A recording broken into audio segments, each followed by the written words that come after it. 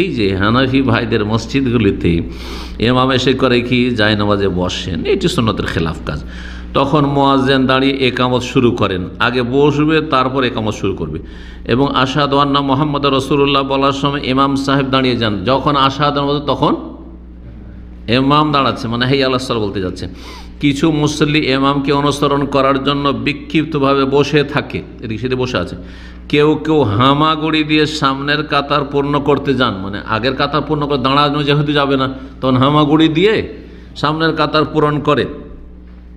এ নতুন তথ্য দিয়েছে আমাদের প্রশ্নকারী। হামাগুড়ি দিয়ে সামনের কাতার পূর্ণ করতে যান, এসব কি সঠিক আমল? না, সব বেঠিক আমল। এবার আপনাদের সম্মুখে আমি আলোচনা করব ফুরফুরা শরীফে মুজাদ্দুজ্জামান দাদা হুজুর পীর কেবলা রহমাতুল্লাহ আলাইহির যে মুরিদদের জন্য তিনি কিতাব লিখে দিয়েছেন, তিনি আর যে সমস্ত খলিফারা কিতাব লিখেছে সেই কিতাব থেকে আমরা দেখাবো যে ইমাম এবং মুসল্লিগণ কখন মানে কি দাঁড়াবে। সেই সম্পর্কে হানাফি ফিকহ তত্ত্ব ৩য় খণ্ড আল্লামা রুহুল আমিন বসিরহাটি রহমাতুল্লাহ আলাই তিনি এই কিতাবটা লিখেছেন। এই কিতাবের মধ্যে আমরা দেখব যে মুসল্লিগণ কোন সময় দাঁড়াবে। পৃষ্ঠা নাম্বার ৬০-৬১ পৃষ্ঠা লিখেছে, কোনো ব্যক্তি একামতের সময় উপস্থিত হলো, তাহার পক্ষে দাঁড়ানো অপেক্ষা করা মাকরু, কিন্তু সেই ব্যক্তি বসে যাবে। মুয়াজ্জিন যে সময় হাইয়া আলাল ফালা পড়বে সেই সময় দাঁড়িয়ে মানে কি যাবে, তো সেই সময় কি করবে, দাঁড়িয়ে যাবে। এবং মুজমাত কিতাবে আছে ইমাম যদি মুয়াজ্জিন না হন তাহলে মুসল্লিগণ মসজিদের মধ্যে ইমামের সঙ্গে থাকেন। আমাদের 3 ইমামের মত, মানে কি মুয়াজ্জিন হাইয়া আলাল ফালা বলবে, ইমাম মুসল্লিগণ দাঁড়িয়ে যাবে, ইয়া সহিমত। তাহলে আর একটা ইমাম মসজিদের বাইরে থাকেন, তিনি মানে কি তার পশ্চাতের সারিগুলো অতিক্রম করে আসেন, যখন তিনি এক সারি অতিক্রম করে যান সেই সময় মুসল্লিগণ দাঁড়িয়ে যাবেন। তাহলে শামসুল আয়াম্মা মানে হলো শামসুল আয়াম্মা সারাক্সি তবে সাইকুল ইসলাম খারেজজাদা মতে অনুমোদন করেছেন। তাহলে এখানে আমরা মানে কি বুঝতে পারলাম, মানে কি যে কিতাবের মধ্যে এখানে লেখা আছে, যে এই কিতাবের মধ্যে আমরা যেটা পেলাম সেটা হলো যে কোন সময় দাঁড়াবে। তাহলে এখানে মানে বলল যে মানে কি যে এই কথাটা আমরা আল্লামা রুহুল আমিন বসিরহাটি রহমাতুল্লাহ আলাই তিনি লিখেছেন যে কখন হাইয়া আলাল ফালা হাইয়া আলাল সালাহ যখন বলবে তখন মুক্তাদি দাঁড়াবে।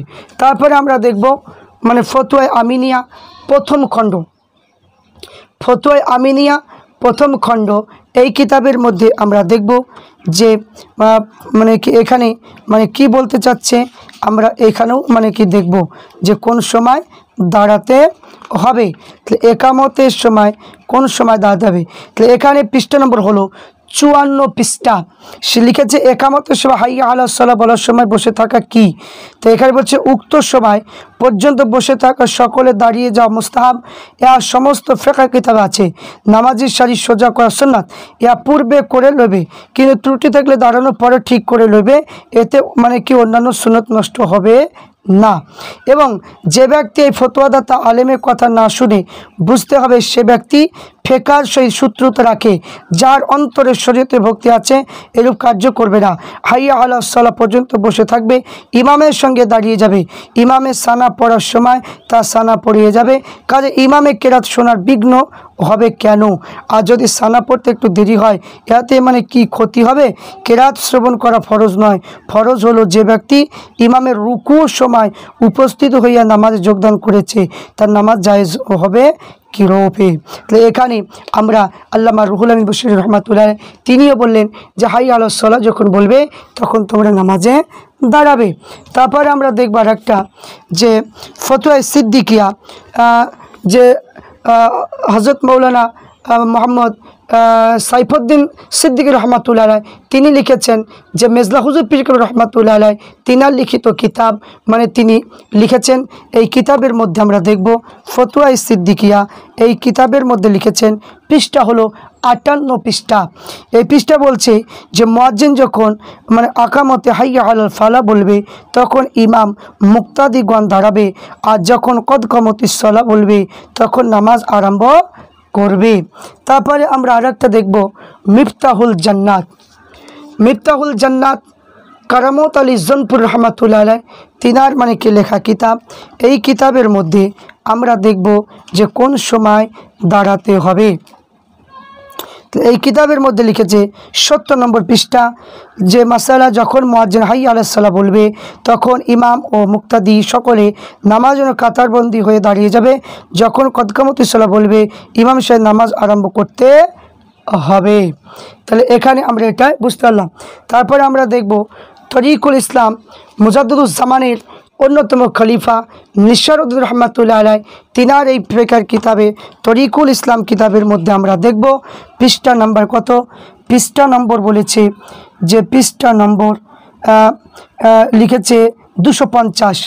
লিখেছে ইমামের সময় কেউ মসজিদে, একামতের সময় কেউ মসজিদে প্রবেশ করলো, তাহার কর্তব্য হলো যে বিছানায় বসে, যদি না বসে নামাজ আরম্ভ হবার অপেক্ষায় দাঁড়িয়ে থাকে মাকরুহ হবে। হাশিয়া তাহতাবি কিতাবে লিখিত আছে। এবার ইবাদতের জন্য এই সময় দাঁড়িয়ে অপেক্ষা করা দোষ হবে না, কিন্তু বসা মুস্তাহাব।